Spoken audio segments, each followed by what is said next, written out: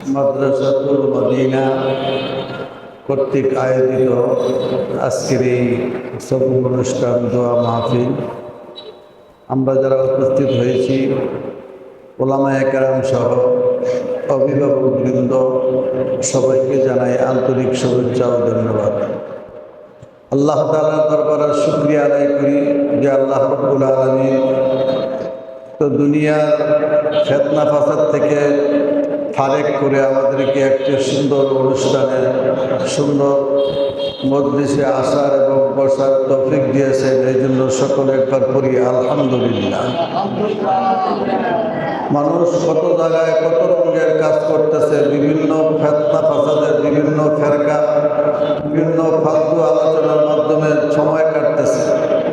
এদের থেকে আল্লাহ তাআলা ফারেক রেখে আমাদেরকে সুন্দর একটি মজলিসে আসার এবং বসার তৌফিক দিয়েছেন। এই জন্য সকলে একবার করি আলহামদুলিল্লাহ।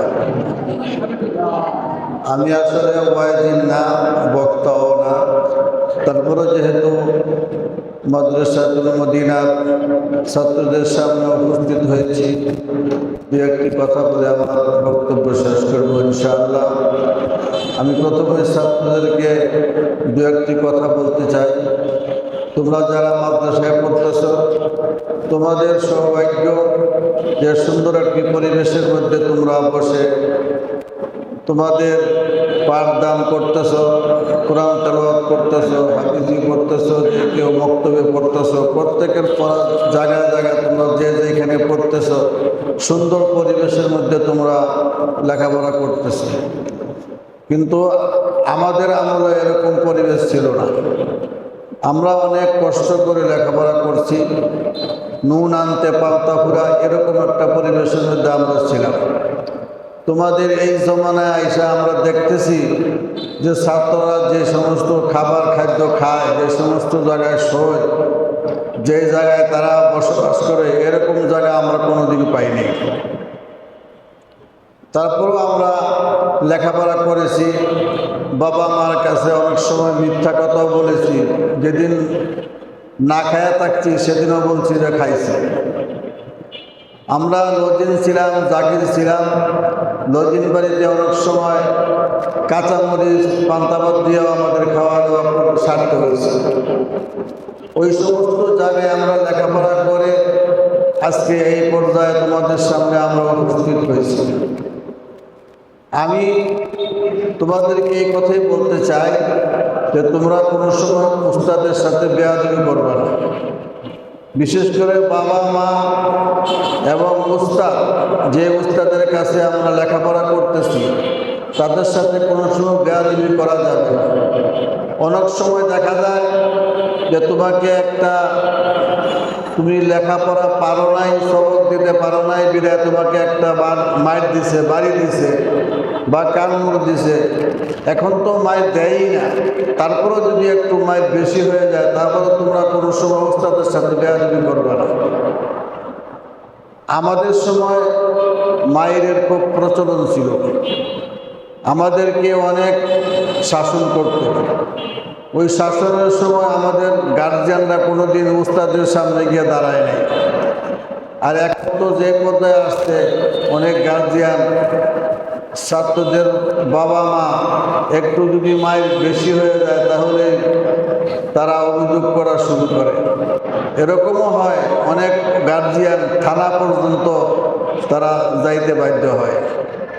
যাই হোক, এখন আর মায়ের সময়ও না, সেভাবে মায়ের দিয়ে লেখাপড়াও করানো যায় না।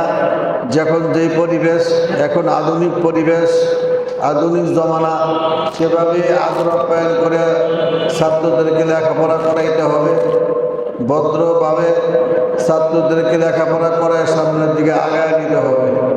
তোমরা সবসময় খেয়াল রাখবা যাতে কোনো মতে ওস্তাদের সাথে বেয়াদবি না হয়। আর বাবা মাকে সবসময় সালাম কালাম দিবা। তোমরা যদি মাদ্রাসার থেকে বাসায় যাও, আর বাসায় গিয়া যদি বাবারে মারে যদি সালাম দাও, তাহলে প্রাথমিক অবস্থায় তোমার বাবা মা মনে করবে যে না, আমার ছেলেটা মাদ্রাসায় গিয়ে লেখাপড়া করতেছে ঠিকই।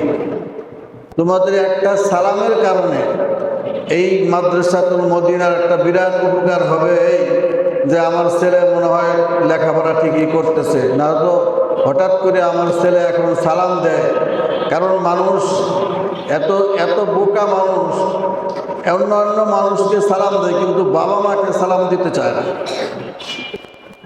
অনেকে মনে করে যে অন্য ওস্তাদদের, হুজুরদের, বিভিন্ন মুরব্বীদেরকে সালাম দিব, বাবা মার আবার সালাম দেওয়া লাগবে কে? এইটা অনেক ছাত্ররা, অনেক বাচ্চা কাচ্চারা এটা মনে করে এরকম। কারণ হলো বাবা মাও কিন্তু কোনো সময় ছেলে মেয়েদেরকে সালাম দিয়ে শেখায় না।